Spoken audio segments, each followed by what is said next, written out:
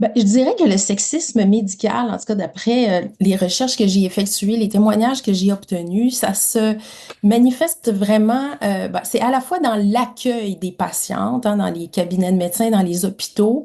On le voit dans lors de la description des symptômes aussi, hein, c'est accueilli de manière différente par le corps médical.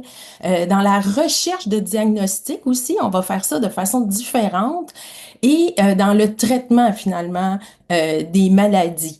Et il y a aussi, tout ça, ça dépend beaucoup de la recherche parce que pendant des années, des décennies, en fait, la recherche a presque essentiellement été menée sur des hommes. On se disait, bon, les femmes ont des changements hormonaux, donc elles sont moins stables pour pour mener des recherches, par exemple, sur des traitements, sur des médicaments. Donc, on va baser nos recherches uniquement sur des hommes.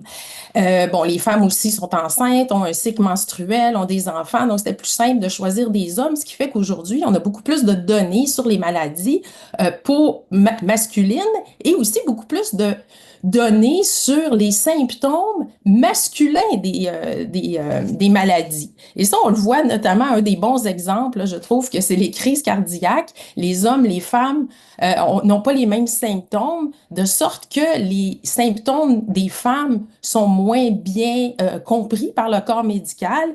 Et aujourd'hui encore, si une femme, un homme, les deux entrent à l'urgence, tous les deux sont en état de crise cardiaque, la femme a 2 fois plus de chances de mourir que l'homme qui est juste à côté d'elle. Donc, ça, c'est assez particulier que ça continue encore aujourd'hui, surtout que, bon, il y a plus de femmes médecins que d'hommes dans les facultés de médecine. On parle de 70% des étudiants qui sont aujourd'hui des femmes, mais c'est difficile de blâmer. Tu sais, moi, je pointe personne du doigt, je ne blâme personne parce que pas culturel, mais c'est historique, là, je dirais. Et ben, ça se manifeste de plein de manières, là. Donc, les femmes vont être moins crues. Ça, c'est du sexisme médical, hein. Souvent, on va avoir tendance à dire que ben, c'est dans votre tête, madame. Souvent, étant donné qu'il y a une prévalence de problèmes de santé mentale plus élevés chez les femmes, ben, on va souvent penser que à peu près tous les symptômes ou tous les problèmes ben, sont reliés à un problème de santé mentale, ce qui est faux. Comme je le disais, ça mène à des taux de décès plus élevés, par exemple, lors d'arrêt cardiaque. Ça mène aussi à un concept que je trouve assez particulier, c'est la controverse de certaines maladies. Alors, la fibromyalgie, par exemple, hein, c'est une maladie qui est connue, reconnue, mais en France, les médecins, certains médecins n'y croient pas encore. On dit, bah, c'est controversé. Est-ce que ça existe? Est-ce que c'est vraiment réel? On appelle ça les médecins qui n'y croient pas sont appelés des fibrosceptiques.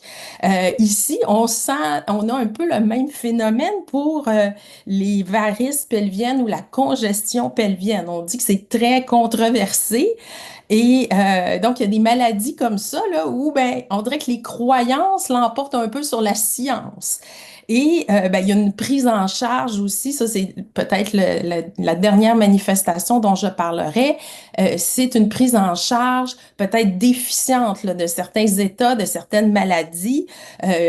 Pensons à la ménopause, par exemple, hein. Ça a été très peu étudié et il y a encore pas vraiment de consensus. Il y a des médecins qui s'y intéressent pas. Et là, ça fait en sorte que beaucoup de femmes avec des symptômes, soit de préménopause, de périménopause, n'arrivent pas à être soignées adéquatement ou traitées plutôt, là. C'est pas vraiment une maladie, mais en tout cas d'obtenir là, les soins qu'elles devraient obtenir.